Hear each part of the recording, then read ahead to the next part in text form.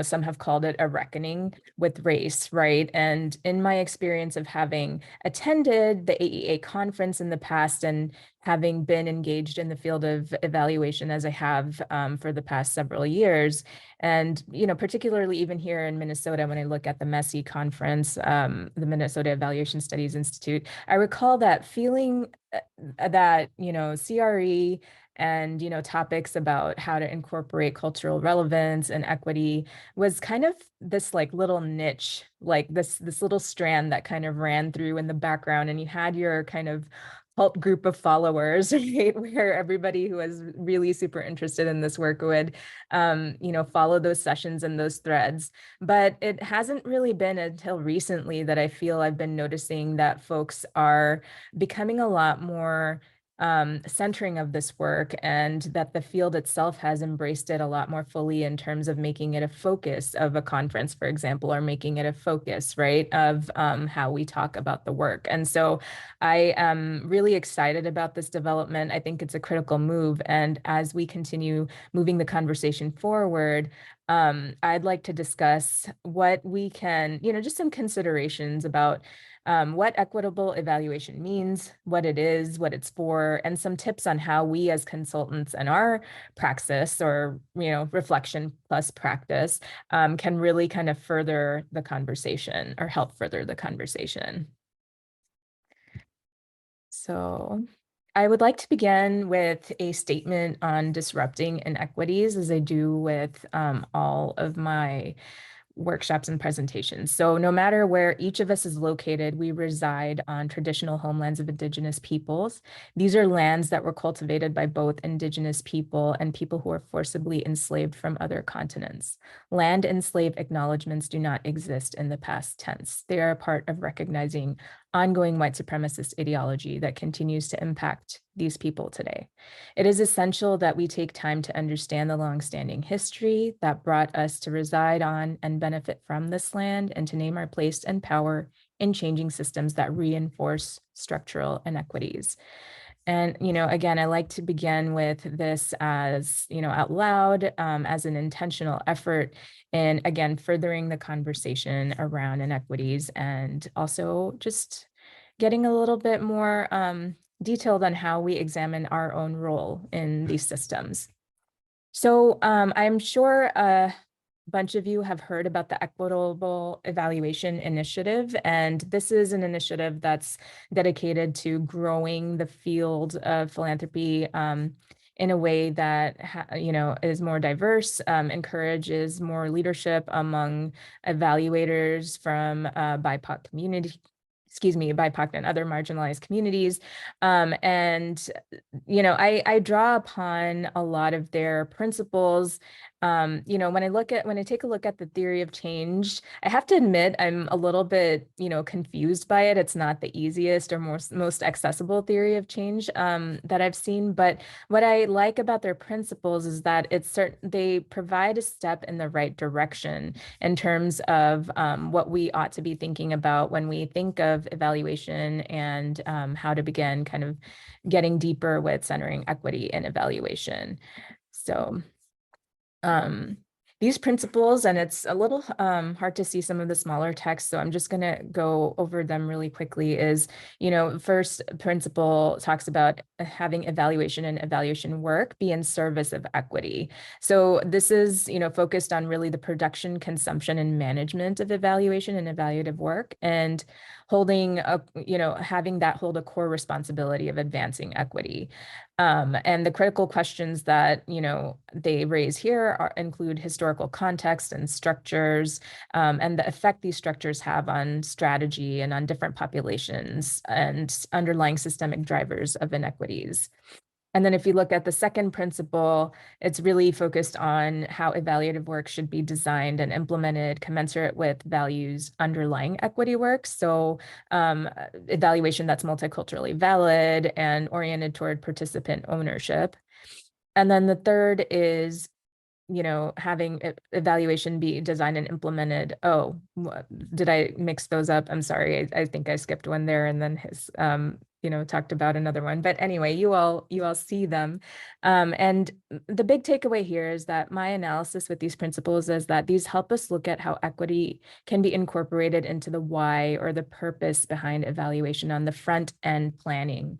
And it's interesting, Matt, you're talking about, the session next week that delves deeply into front end planning. And so it would be an interesting thread just to kind of pick up, what can be incorporated in terms of looking at equity in the design of evaluations on front end, right? So looking at theories of change, looking at root cause analyses, these are all tools that we have that can help us engage in an equity analysis that are, that take a deeper consideration of people who have been impacted by the evaluation, or people who are typically the evaluands, or the subjects of evaluation. And again, these principles have a great, starting point for talking about how to incorporate equity into evaluation. And I feel that there's a need for more specific tools and approaches to help us get further.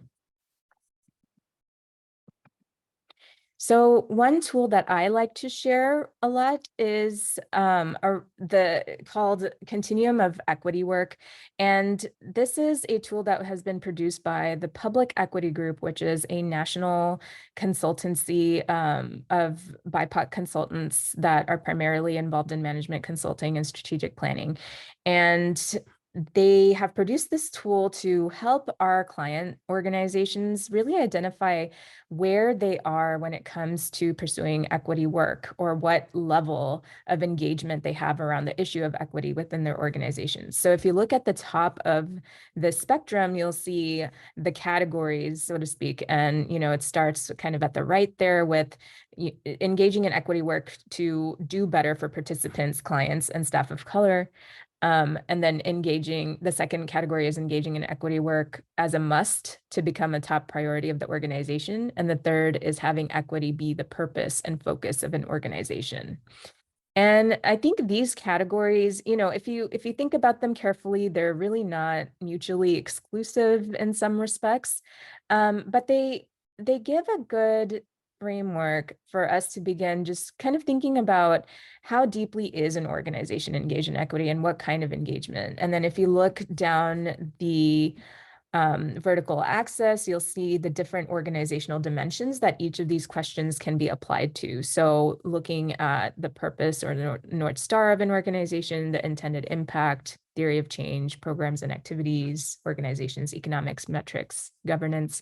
I find this to be a helpful conversation starter, just in terms of getting, again, a gauge on where the organization is today, where it should be according to, folks who are making up the organization, and what it would take to get there.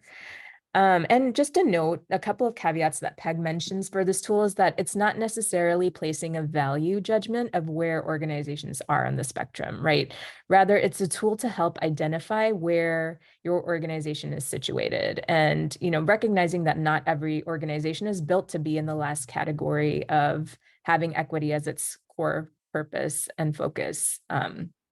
So this is the most updated version of the equity continuum that PEG has published online. I can also share in follow-up resources that a more in-depth guide that they have on their website as to how you can kind of assess equity along each of these organizational domains that they've listed. But the idea here to present this tool with you all is to give you a sense of how you can think about where client organizations are and where they would like to be, and perhaps where your own organization is as a practice, right, across each of these domains.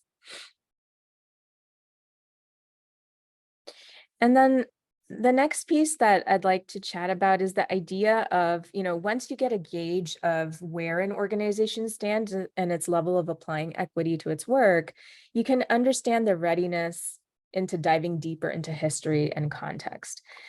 So with almost all evaluation, I'd argue there are historical contexts that we need to hold in our awareness and learn how to navigate in our process of working with clients. So for example, some considerations might include how BIPOC communities have challenging histories being subjects of research and evaluation that has been done to them, right, in the past. So we have to look no further than Tuskegee syphilis studies or native blood quantum tests to see how BIPOC communities are often not seen as having agency and control of creating data, but are most often the subjects of right evaluations and the recipients of some type of value judgment that's being placed upon them as a result of these studies.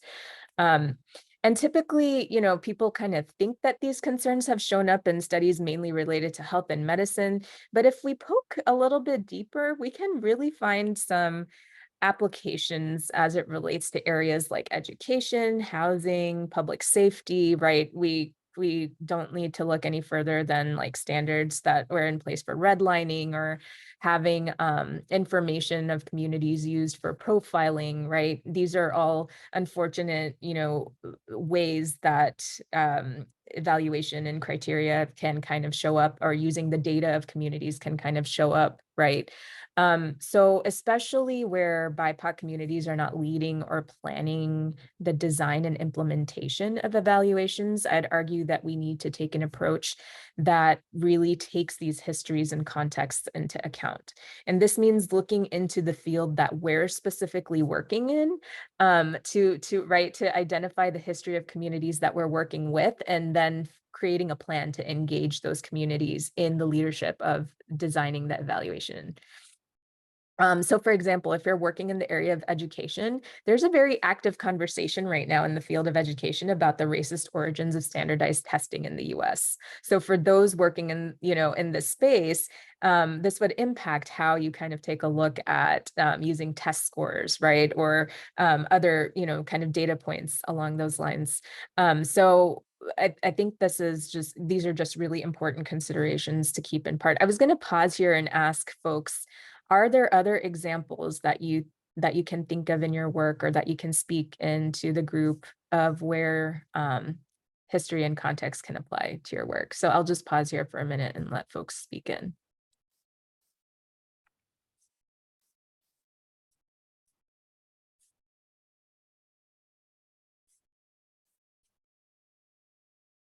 Whoops.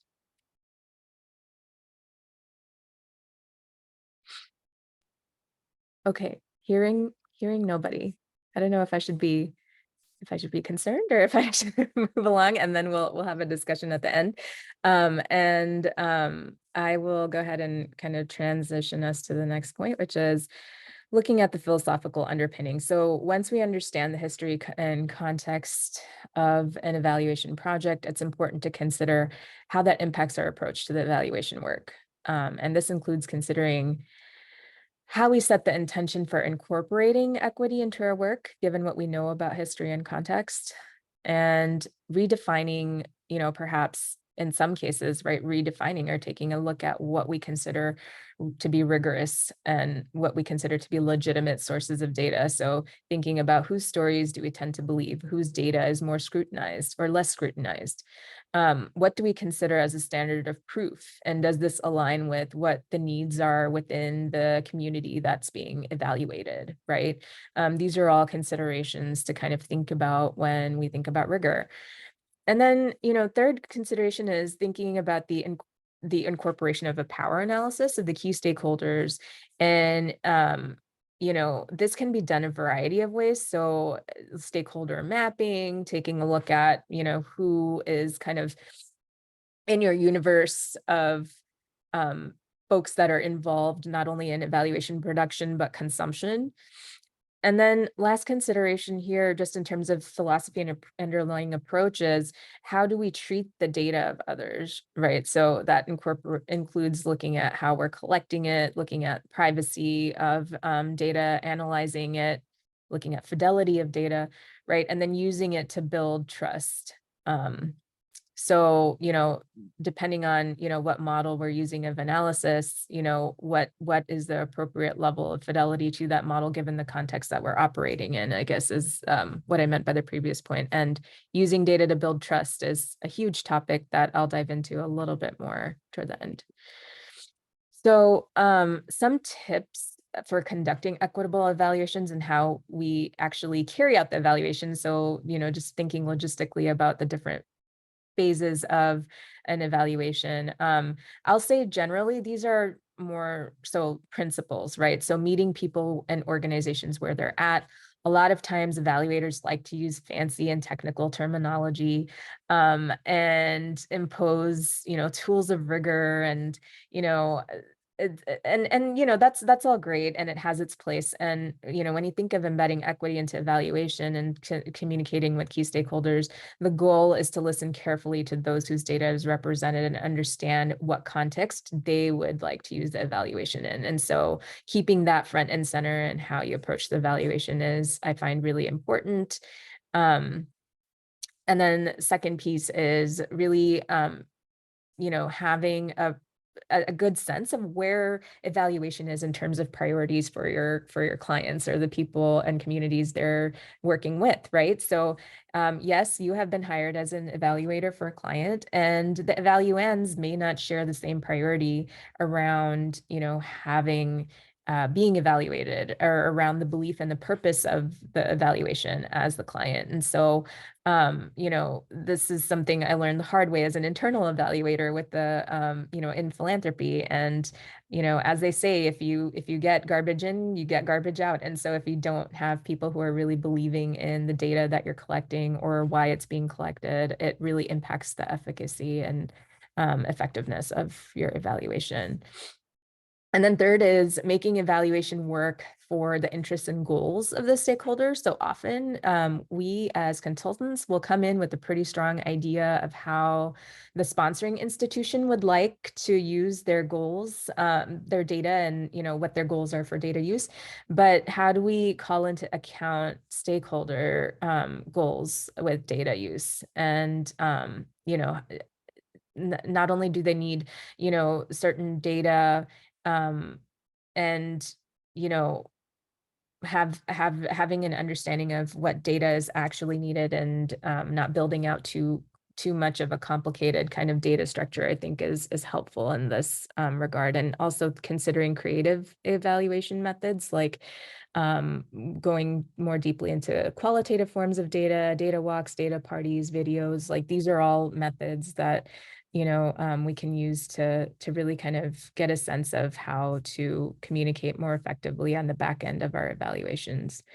And then using evaluation for building understanding and not for penalizing. So we often think about, the method of collecting data, but how do we approach the emotional intelligence with which we deal with the data, right? So again, this goes back to listening and sharing with the key communities that are impacted by evaluation and really having a clear sense of how data will be shared and used back with them in order to inform, what's meaningful and effective, in their eyes. I often like to start by thinking of what are the key kind of metrics or measures that, folks that are impacted by the evaluation are interested in. That's, often a great starting place for developing the logic model or the theory of change.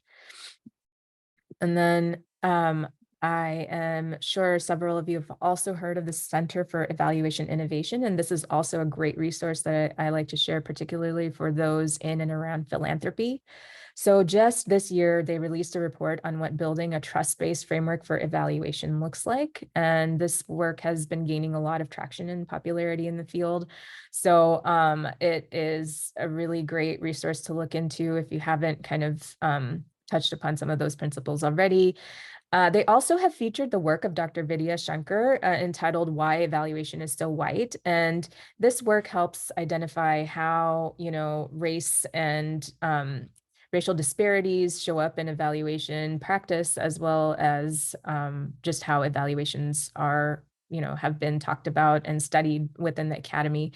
And this work is also presented on AEA's DEI work group, and helps, helps us again kind of think about how we how AEA started out as an exclusively white, male-dominated organization, and also talks about how the scholarship in the field has been white-dominated and how this shapes how we practice evaluation up until the present day. So thinking, there's a lot to think about there in terms of leaning into more diverse sources of scholarship and frameworks when it comes to evaluation. And another resource that I can put into the chat or in follow-up is the AEA work group's piece around the invisible labor of women of color in the field of philanthropy. So I can drop a link to that in the chat as well. And really, that is all I had by way of formal presentation.